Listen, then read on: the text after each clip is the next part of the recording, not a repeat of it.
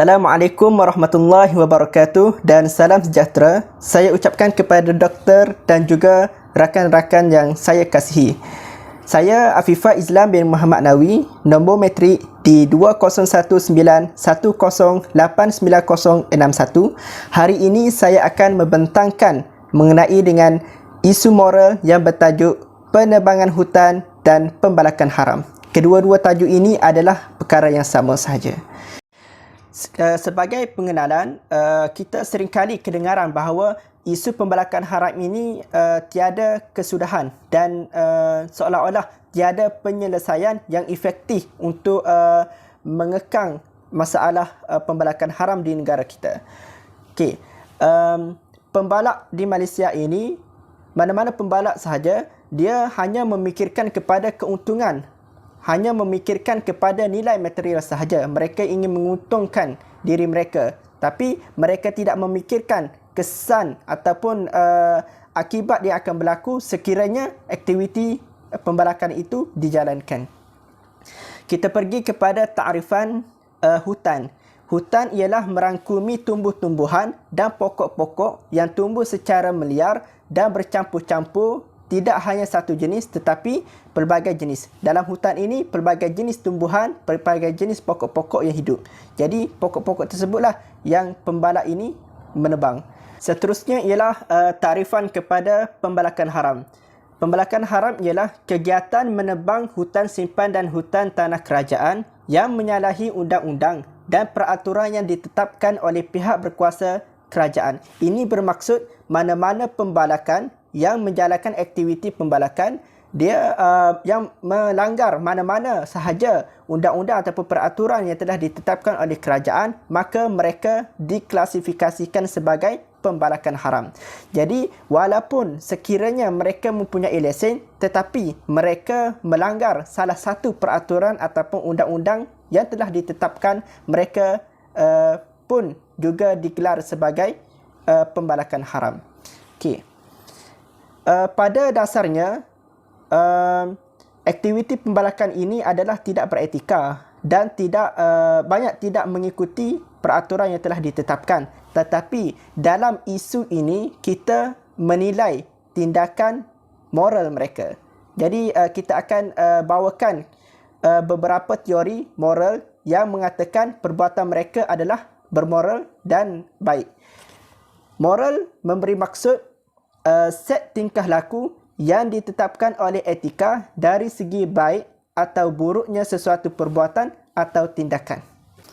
Okey, salah satu teori yang sesuai diguna dalam isu moral ini ialah pertama, teori egoism. Egoism merupakan cabang kepada teleological. Teleological ini melihat tindakan ataupun sesuatu perbuatan itu pada akibat ataupun kesan yang akan diperolehi. Teori egoism bermaksud teori yang beranggapan nilai itu baik jika mengutamakan diri sendiri dan nilai itu buruk jika merugikan diri sendiri. Egoism ini terbahagi kepada dua, iaitu egoism psikologi dan juga egoism etika. Berkaitan antara egoism dengan isu pembalakan ini ialah kita melihat bahawa pembalak itu mementingkan diri mereka sendiri. Mereka tidak memikirkan apa yang akan berlaku, asalkan mereka dapat mengautkan keuntungan untuk mereka. Jadi di sini amatlah sesuai dengan teori egoism yang mana menekankan kepada nilai untuk baik itu adalah menguntungkan diri sendiri. Seterusnya ialah egoism menolak sebarang peraturan. Jadi ini bermaksud bahawa teori egoism ini menolak sebarang peraturan ataupun undang-undang yang telah ditetapkan. Tetapi mereka mengakui itu adalah peraturan dan undang-undang. Sebaliknya mereka beranggapan bahawa peraturan ini terlalu mutlak. Oleh yang demikian, mereka tidak dapat untuk melakukan sebarang tindakan ataupun perbuatan mengikut kehendak mereka sendiri. Mereka terpaksa untuk mengikut peraturan yang ditetapkan. Kemudian ialah egoism ini sangat membenci kepada pertubuhan-pertubuhan. Ini kerana mereka, egoism ini beranggapan bahawa pertubuhan ini akan mempengaruhi seseorang individu itu dari melakukan tindakan ataupun perbuatan mengikut kehendak mereka. Jadinya egoism ini sebenarnya memberi hak kepada individu untuk melakukan sebarang perbuatan ataupun tindakan dengan kehendak diri sendiri. Okey, seterusnya kita pergi kepada contoh kepada contoh egoism. Sekumpulan pembalak haram menebang pokok tanpa memikirkan implikasi akan berlaku akibat dari penebangan hutang secara berleluasa. Sebaliknya hanya untuk keuntungan yang akan mereka perolehi. Inilah tindakan yang menguntungkan diri mereka tanpa memikirkan kepada akibat yang akan berlaku. Jadinya dalam egoism ini, tindakan pembalakan haram ini adalah wajar dan mereka adalah tindakan mereka adalah bermoral. Okey, kemudian kita pergi kepada teori yang kedua, iaitu teori eksistensialisme. Ia sesuai digunakan dalam isu moral ini. Eksistensialisme ini merupakan cabaran kepada deontological. Deontological melihat bahawa kerangka tindakan atau perbuatan manusia sebagai kewajipan. Baik atau buruk sesuatu tindakan atau perbuatan itu bukan didasarkan atau ditentukan daripada akibat-akibat tindakan tersebut. Sebaliknya, dilihat pada motif tindakan ataupun niat tujuan tindakan tersebut dilakukan. Deontologi terbahagi kepada dua, iaitu konsep kewajipan, iaitu peraturan, dan juga eksistensialisme, iaitu tindakan. Teori eksistensialisme ini amat sesuai diguna pakai dalam isu moral ini kerana kita melihat kepada maksud eksistensialisme, iaitu kebebasan moral bertindak tanpa amanah, paksaan dan larangan, iaitu merangkumi aspek kebebasan, kebebasan jasmani, kebebasan kehendak dan juga kebebasan bermoral. Nilai baik atau buruk hendaklah berdasarkan kepada pilihan individu. Individu itu sendiri berhak untuk menentukan menentukan perbuatan mereka mengikut kehendak mereka sendiri. Dalam eksistensialisme ini ada satu konsep, iaitu konsep kewujudan sah, Martin Heidegger. Menurut beliau, kewujudan sah ini ialah menekankan kepada individu yang membuat pilihan moral tulen tidak membenarkan dirinya dipengaruhi oleh mana-mana individu. Bermakna mereka melakukan sebarang perbuatan ataupun tindakan itu mengikut kehendak mereka sendiri. Okey, seterusnya dalam eksistensialisme ini juga terdapat satu konsep, iaitu first and choice, iaitu manusia sentiasa membuat pilihan yang terus dari sumber asal berdasarkan kepada keputusan moral yang mereka lakukan. Contoh eksistensialisme ialah tujuan aktiviti pembalakan yang dijalankan adalah bertujuan untuk memenuhi permintaan industri kayu dalam negara serta permintaan individu-individu yang memerlukan kayu untuk tujuan pembinaan atau sebaliknya. Ini bermaksud bahawa pembalakan ini menjalankan aktiviti pembalakan bertujuan untuk memenuhi industri kayu di negara kita, memenuhi permintaan individu-individu yang inginkan kayu untuk membuat rumah dan sebagainya. Bermakna teori ini mengiktiraf ataupun mengatakan bahawa perbuatan pembalakan ini adalah satu tindakan yang bermoral dan juga tindakan yang beretika. Kerana apa? Kerana mereka adalah melihat kepada tujuan. Tujuan mereka untuk membalak itu adalah tujuan yang baik. Maka baiklah aktiviti pembalakan ini. Okey, sebagai kesimpulan untuk isu moral ini, penebangan hutan atau pembalakan haram ini perbuatan yang bermoral menurut teori egoism dan juga deontological prinsip eksistensialisme. Dua teori ini mengatakan bahawa aktiviti pembalakan haram ini adalah suatu yang bermoral disebabkan oleh sebab-sebab yang tertentu yang saya kemukakan tadi. Yang kedua ialah Persamaan egoisme dan eksistensialisme ialah berusulkan kepada individualistik, iaitu melakukan sebarang perbuatan mengikut kehendak individu tersebut, baik atau buruk. Okey. Kemudian perbezaan egoisme ialah mengutamakan kepada kepentingan diri, manakala eksistensialisme ini mengutamakan kepada kebebasan untuk memilih.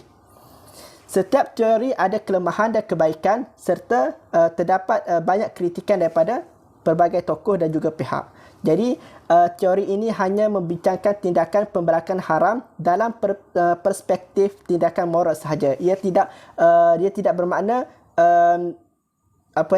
membenarkan tindakan mereka itu untuk melakukan kerja-kerja aktiviti yang haram. Tetapi peraturan telah menetapkan ini salah bermakna tetap salah. Jadi moral ini sebagai perbincangan untuk menentukan tindakan mereka itu teori mana yang sesuai digunakan. Seterusnya ialah kita pergi kepada konflik moral. Konflik moral wujud dalam setiap keadaan dan dalam pelbagai situasi. Konflik moral bermaksud berlakunya percanggahan nilai-nilai moral antara individu atau beberapa pihak yang terlibat dalam melakukan sesebuah keputusan atau tindakan.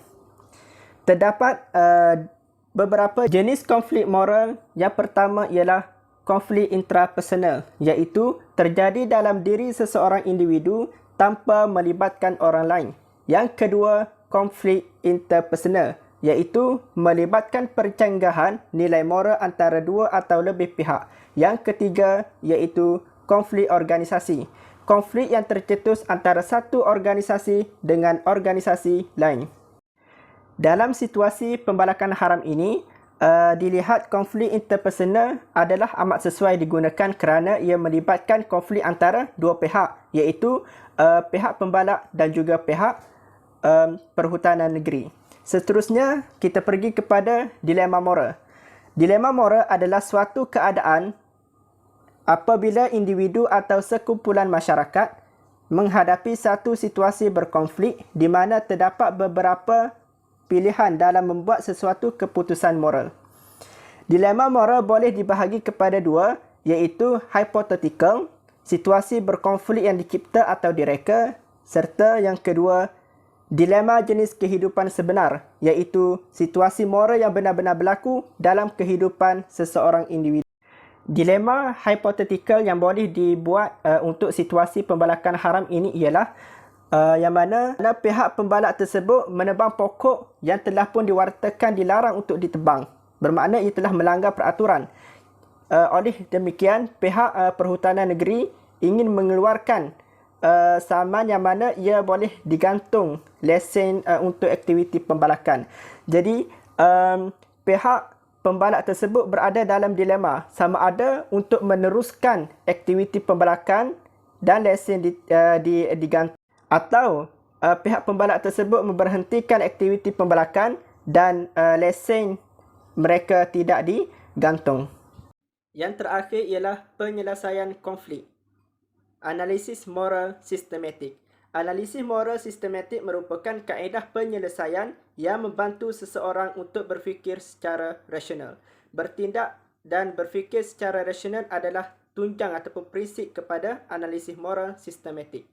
Analisis moral melibatkan dua langkah utama, iaitu pengkonsepan dan justifikasi. Seterusnya ialah langkah kedua, membantu dalam menentukan sama ada individu yang terlibat melanggar peraturan moral atau tidak. Dalam situasi pembalakan haram ini, mereka telah pun melanggar peraturan moral yang ke-9, iaitu melanggar peraturan. Kemudian analisis moral sistematik ini iaitu mengenal pasti siapa yang dijangka menerima kesan ataupun kemudaratan. Kemudian mengenal pasti individu atau pihak yang bertanggungjawab. Situasi penebangan hutan ini, pihak yang bertanggungjawab ialah pihak pembalak.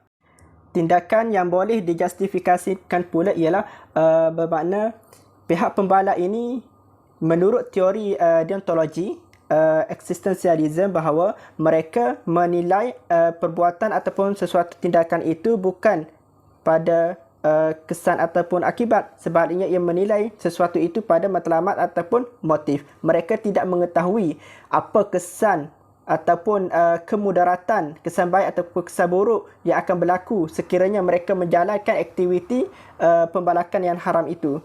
Kerana mereka dilihat sesuatu kebaikan ataupun keburukan itu mendasarkan kepada matlamat ataupun motif. Analisis moral sistematik tidak membantu untuk mencari alternatif bagi tindakan yang dapat meminimumkan kemudaratan.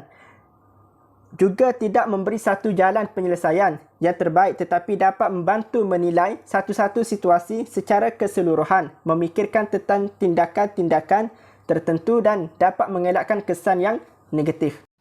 Okey, aplikasi 4 kategori pemikiran dalam senario yang berlaku.